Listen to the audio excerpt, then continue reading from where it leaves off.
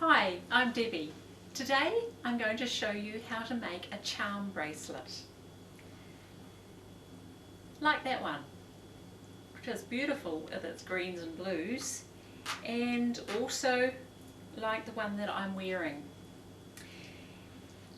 We supply in our online shop our bracelets already made up with our little bails there, ready for you to glue the glass cabochons onto. So it makes it nice and easy. You'll see in this one I've actually used a different chain, which is quite nice as well. So I've decided that today I'm going to make an orange one, which actually would go quite nicely with what I'm wearing. I've got a little bit of textured dichroic, which is actually dark red cyan dichroic, and we're going to cut that up and just place that on to our wee pieces there. So we need to make 5 to go onto our bracelet. So if we have some extra here, then we can always turn that into a pair of matching earrings, or a ring perhaps, or both. So let's start cutting our glass first of all. We'll just move those off there so we don't hurt them. Put on our glasses.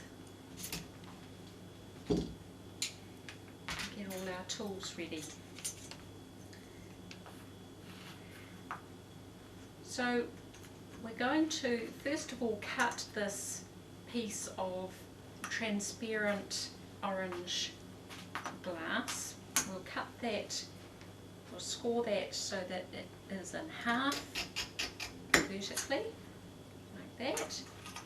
And then I'm going to pop some score lines, and that will give us 5, 10 pieces to work with. They aren't all square. Oops, we need to turn that round. So just chop them out of there.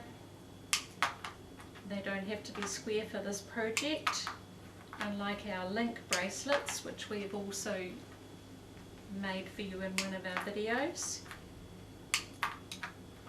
So these are slightly oblong, and that's all good. Now with our pieces of dichroic, they can be a little bit hard to break with our running pliers when they're so small, and especially this very thick textured glass. So what I have here today are a pair of wheeled tile nippers, and these are fantastic at just chopping little wee pieces of this. Now the best and the safest way to use this is to have a plastic bag. You can see here I've got one that I've used before. It's got some little black pieces in the bottom there. Nice big bag so that we've got plenty of room to move inside the bag.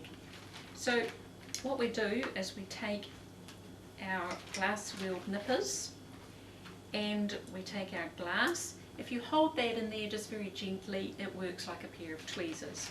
We can then pop it into the plastic bag and then just simply start chopping. They work a little bit like scissors on glass, and certainly not hard to do. So I'm just chopping random pieces at the moment, just to reduce the size of that. And then we'll bring the pieces very carefully back out here onto our working surface, and might be a good idea at this stage to get our kiln, which I have prepared previously with 1.5 pieces of fusing paper. Pop that down there, and we will start actually building these on here, because otherwise if we start moving it, it will ultimately move around, and we'll have to start designing our pieces again. So we're just going to pop 6 on there at the moment. 6 should be enough, and then we will do another firing with those other 4 pieces there, which we're going to turn into our matching earrings.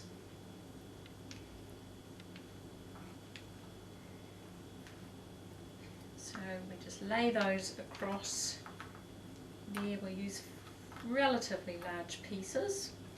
Triangles are always hard to pick up with tweezers. So we just place one each on there. Now those other pieces are getting a little bit too small for my liking, so take that piece there, pop it into the bag and chop that in half and use those two pieces. One and two. So there are our first 6 pieces there, 5 of which will be glued onto our little bails there that are already attached to our bracelet. So we will be taking that across to the kiln now, and we'll start our firing on that for 2 minutes on high on our big 1100 watt microwave. Okay, so now we're going to just carefully place that in the kiln without knocking any of those pieces flying there, and we'll take a lid and pop it on very gently. You'll notice that the paper's hanging over the edge. Just make sure you don't lift the lid again, otherwise it will take the glass up with it and you'll have to rearrange them again. Close the door, and I'm going to put that on now for 2 minutes on high.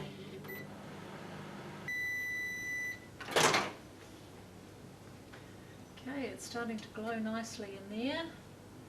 Yes, and I can see our pieces are starting to glow as well. So we'll just slow that down and put 30 minutes on.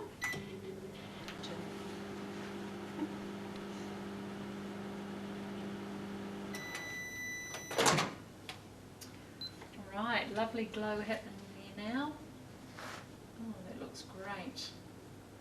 Still a little bit of texture in a couple of them, and I think that's probably a good thing to leave. So get 2 hands on there, bring that out, and let's just lift up our lid and have a look and see. Very, very hot kiln, and we've just left those sitting up a little bit with a bit of texture on that textured dichroic. So they're cooling down now. They look lovely. So it's been well over an hour now actually, and our kiln is completely cooled down, and our glass pieces inside should also be cooled down completely too. Wow, they look quite nice, very fiery looking, quite stunning. They're going to look great made up as one of our bracelets.